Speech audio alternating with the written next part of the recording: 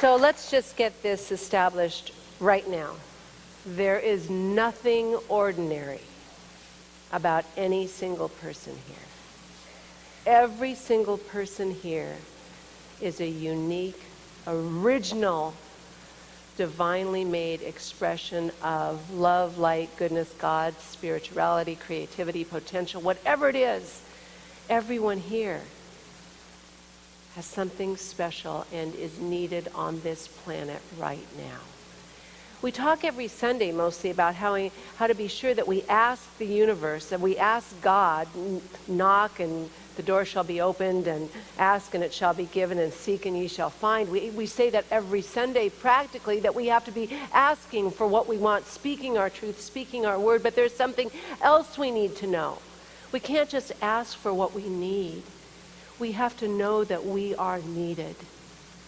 Can you imagine waking up every single day saying, I'm needed. Where am I needed today? I'm important. I matter. I make a difference because I am a unique expression of the one mind of God. I am an individualized expression, unique and original. And I have a place that I belong right here on this planet at this time. Where am I needed? Doesn't that bring something in you? Make you want to just do something and bring out a greater expression of yourself? We need, first of all, and this is not something new that we just thought of, contemporary thought. It's ancient wisdom. Know thyself. An ancient Greek aphorism that says, know thyself, which means don't pay one hoot of attention to the opinion of the multitudes. Know who you are. Embrace yourself. You are unique and divine, and we have to own it. And it takes time, dang it. We see all the stuff out there. We hear often from our parents, our teachers, the media. Be like the status quo. Fit in. Be appropriate, not authentic. Did you ever hear any of that? Be a good girl or a good boy. Did you ever hear those things? And it kind of suffocates what we're here to do. Well, here's another amazing philosopher who says, happens to be Dr. Seuss, today you are you. That is truer than true. There is no one alive who is youer than you. I'll read the whole quote when I complete the message, but we've got to take time to know who we are, to discover who we are. And it's often said that's the greatest challenge ever, is to figure out, who am I and why am I here? I think it's the biggest question we have as a human being. Who am I and why am I here? Well, it's not looking from the outside in and how do I fit in. That's not going to tell us. It's tapping into that unique individuality within us and letting it express, letting it become. And we get so afraid. How many of you have not said or done something because you're afraid of how it will affect someone else? If people will like you, if you'll fit in. Yeah, we get afraid. We have to first and foremost, if you and I are going to learn who we are and really be comfortable in our own skin and be authentic and real in that greenness. Can you find God in your greenness? Can you find God in whatever, your tallness, your shortness, your wideness, your thinness, your straightness, your gayness, your Christianity, your Judaism, whatever it is? Can you find God in all of that makes you different and unique? Because that's the first thing we've got to do. We've got to be able to find our divinity and who we're meant to be. Because you are needed exactly as you are. Not different, perfectly imperfect. Everything in our life is about transforming the fear of really owning who we are. Now, there's fear of not being good enough, and there's fear of success. When there's all sorts of fears, but we have to own those fears. And you know what that takes? I'm going to tell you. It's simple, but it's not easy. We've got to be doing our inner work and tell ourselves the truth on a consistent, regular basis. I am a child of God. I am made in the image and likeness of love. I'm here, I matter, I make a difference. And then asking the question, okay, what's the next step for me to take? You know what I find? We get so hung up in our old stories. We get so hung up in our old stories and our old emotions. Our old emotions mesmerize us, and we put them on like a comfortable jacket that gets really worn in, and it gets more comfortable the more we wear it. You know what I mean? Oh, I'm just not good enough. You know, oh, it's so comfortable. I just don't have enough. And it gets more comfortable. I'm just not healthy, you know, and I'm just not wealthy, and I'm just not wise, and I'm just not good enough. And it gets so comfortable, and then we don't even know that we're wearing this old comfortable coat because we're so dang comfortable in it, we don't even know it's there. It becomes like second skin. I called our speaker that's coming today last night just to find out what he needed. Of course, Kirk, Dean, and I have known Dane for about 20 years, and when he was first starting his chiropractic practice down here, he lived with us for a while. And he was one of those people that haven't seen him in so long, but you think of him and just happiness comes, just because he's authentic and real and honest, and he always knew he had a place and something to do of importance in the world. And lost contact with him, but boy, we've talked about him and named him brought up. And so I called to see how I could help him. Of course, the subject turned around to me, because he is a healer, and so he's asking me about some things, and he said, stop, do you realize you're in that same story? And I said, no, I'm not in a story. I teach people not to be in their story. I'm not in a story. He said, stop. And then we got in and started unwinding, and we were on, I was calling to find out what kind of water he wanted us to have for him. And I had to start taking off that comfortable jacket that kept me protected. And we cried, we laughed, we had fun. And the last minute and a half, I asked him what I could get him for lunch or what he wanted to drink. But, you know, that's why we're here. And always, when we're ready, our teacher appears. Oftentimes we need someone else to shake us awake. Because we think we're authentic and real. We think we're not mesmerized by our old emotions. We don't realize that we're repeating them over and over again and how comfortable they are. And so we're not giving the world our best because we're covered up in something that keeps us small. So know yourself, number one, both your gifts and your frailties, because we're packaged exactly as we're supposed to be to learn the most we can about God, about life, about ourselves. But the second part of that challenge is not only know yourself, but the second challenge is to be happy with who you are. And that's a challenge. So getting rid of the fear, becoming who we are, knowing who we are, and then expressing ourselves boldly, taking off, ooh, who will I be about with the that comfortable thought and emotion that I'm not enough? Who will I be if I step into a greater version of myself and I realize I matter. I'm here because I'm supposed to be here. It's not by accident. We're here because we're supposed to be here. And the way we do that, I told you it wasn't going to be easy, but I was going to tell you what to do. We have to. Well, I'm not going to tell you. You're going to do it. Just unravel yourselves. This is a practice that should be done every single day before you even get up. Because if we will get into those old ruts in our mind. And you know, well, first of all, say this. I am changeable. Because so often we think we can't be changed because we have such a groove in our minds of old thought patterns, we don't even realize that we have the power to make the change. We have the power to make the difference, but we forget. We're strong enough. We are way more powerful than any experience. We're way more powerful than any of those old emotions, but we have to make the conscious choice to change, to make a difference. That's what Natalie was reading about this morning. It's making a conscious choice to make a difference. So we need to unravel ourselves so we're open and we're not stuck. And you can take off whatever invisible coat or you have on and tap into the divine person within. Because we talk about divinity, we talk about unity, we talk about oneness, but unity does not mean uniformity. There's a unique divine expression of us within us that is untouched by other things. So close your eyes for a minute. And just breathe in and tap into that divine expression, the true essence of your being. Now that part might be easy. Here's the part of you that's unclouded by point of view, past experience, judgment, not enoughness. The part of you, the spark of life that is your unique self. The part of you that's ever calling for a new version of yourself to be expressed. And it doesn't say, oh, tell me all right now, everything I'm supposed to be. But let that trueness in you percolate up. And just say, what do I need today, and where am I needed today?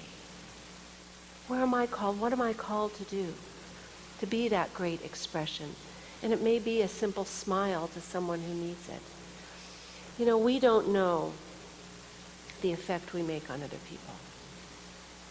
We can know some people that we have a beautiful effect on, but we don't know how we can have a positive, wonderful effect on other people. I was speaking to a beautiful member of our congregation yesterday who had lost her son, and she said, I don't know what I would do without this community of love. I don't know what I would do without this teaching that helps me think a bigger thought and know something more, that life is eternal. I don't know what I couldn't handle it if I didn't have this beautiful community to support me and love me and care for me. And it's not just one or two of us. It's an energy of all of us. And that's why we're in community. There may be things that bug you about community, maybe things you don't like, maybe things you hear that don't quite resonate, but that's not the point of it. The point is that we are in a greater truth. We're here for each other. We learn and we grow. And it's because of this community. I hear that all the time. And I can't tell you what that does for me, because I know what this community is, and I feel so blessed that we get to hear and listen to that, the difference we make. So just take a breath in and just know that you make a difference. You're changeable. We make a difference. We can change our lives, but the beauty of it is the greatest and most important thing that we can do is understand how special and important we are. And I'm going to tell you something. If you put a mirror in front of your face, you're going to tell right where your issues are. Okay? Because all of your limitations will come up because the mirror reflects right back to us. Not what it is, but what we are and what we're thinking. Now, our life is a mirror. Same thing. It's going to reflect back to us what we are. We don't have to change necessarily the circumstances in our life, but we can change our thoughts about the circumstances. You can't take a mirror. If you want to be different, you can't take a mirror and scratch off the reflection and make things different. But what you can do is you can change the image in front of the mirror. There's a much different image when you're reflecting, I am a child of God. I am divinely made. I am here on purpose. I'm needed. When you're reflecting that out into your world, it's amazing what will happen. It's amazing the change that will happen once we flip the switch to have a better image, to take off those old, comfortable emotions that have kept us in the old stories, the chronic thoughts of separations and not enoughness, to be in that oneness and openness. And we not only lift our own vibration, and it's amazing what happens to us. It's amazing the change that will happen. But it also uplifts the vibration of our family, our friends, our work, the world. It lifts it up. Just as I was sharing earlier, it changes it and lifts it up. So my request for us today is that we leave here with the choice to be reflecting an image of love, of acceptance, of beauty, to recognize and know how beautiful we are in all of our expressions. And I'm going to share with you that whole poem from Dr. Seuss. Now, kids are born pretty darn pure. And Dr. Seuss got it, and he wanted to keep that for kids. Now remember, I think one of the big lessons that all of us, many of us need, not all of us, but life is to be fun. Do you get that? Life is to be fun. So when you listen to that, I want you to hear, today you are you. That is truer than true. There is no one alive that is youer than you. Shout loud, I am lucky to be what I am. Do you feel the vibration in that? I love that. Anyway, thank goodness I'm not just a clam or a ham or a dusty old jar of sour gooseberry jam. I am what I am. That's a great thing to be. Doesn't that feel good? I am what I am. That's a great thing to be. If I say so myself, I'm happy I'm me. I'm happy I'm me. Do you see? That's how long that is. What if you woke up to that every day? There's a smile on people's face. It's fun. Life is to be joyful. Remember, Ernest Holmes says, we are here, we are born to be happy, to have fun in living, to be supplied with every good thing, and to consciously unite with the divine power that is ever evolving and growing in, through, and around us. The same thing, that consolidates it. But then, Dr. Seuss, that was from his birthday book, Happy Birthday to Me. But oh, the places you'll go. And this is the other thing that he says. You have brains in your head and feet in your shoes. You can steer yourself in the direction you choose. You're on your own. You know what you know. And you are the one who will decide where you go. Wow. We get to make that choice. So I'm going to invite us today to not only recognize the goodness, the divinity, the perfection within us, because when we lift that up, I'll tell you what, you're going to start seeing the perfection in everybody else. When we lift up that goodness in ourselves and we say, oh, I'm beautiful, I'm happy I'm me, you start being happy everybody else is themselves too. It's when we're judging ourselves and feeling unhappy who we are that we look at life with judgment and unhappiness. So today I want to be in a place with all of us this morning, a place of prayer that we can really uplift and be reflecting. We can be the image in the mirror that reflects back all the goodness we are. So I'm just going to invite us to close right now in prayer, in recognition and knowing that we are an individualized expression of the universe, of God, of the oneness and all of life. And as we recognize and own that we are that unique light of life being life itself, that we are the expression of goodness and creativity coming to life as us, that within us there is that spark that belongs to no one else, and we are needed right here, right now. There's a piece of us that's part of a unique and divine plan, a place we hold, and we choose how much light, how much goodness, how much love to let expand from the place we are. And the more that we own and accept the perfection of who we are in this moment, the brighter the light is, the more reflection of goodness we can share and know in the world right here at this time. And I know for each and every one of us, there's a piece in us that says how blessed I am to be alive, how blessed I am to be able to create and express, be the eyes, the heart of God right here, right now. How blessed I am, how good it feels in this moment. And I know as we look into that mirror of life that reflects back to us because of the law of reciprocity, the law of cause and effect, the law of correspondence, that reflects back to us exactly who we are in our conscious mind, that we're able to up-level thoughts about ourselves, thoughts about life, thoughts about possibility, that we know there's something more wanting to be expressed, and we choose right now to be the greatest version of ourselves in this moment, because this authentic life that we're choosing right now is a constant process, a constant evolutionary process of unfolding and growing. We know what we know until we know more. And this is the moment to know more about the perfection and beauty of who we are.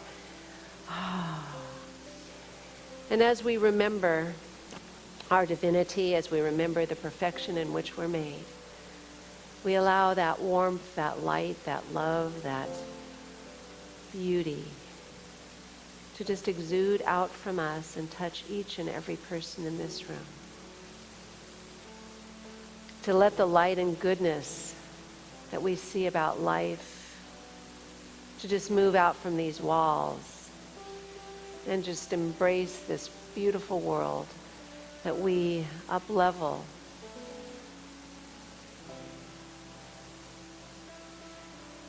We enlarge our view of life to more inclusivity. And we release whatever holds us back so we may stand in a place to be free to be who we are, to be free and allow ourselves right now to be more real, more authentic, more loving and kind to ourselves than we have ever been. And as we do this, we allow this world to do just the same. We are free, we are confident, we are at home in the universe. We say, thank you, God. And with a nice deep breath, just say, and so it is. I thank each and every one of you for being here today and being part of the new consciousness that's simply percolating up from each and every one of us. I'm glad you're you, and I'm glad I'm me. Let's be each other together. And so it is.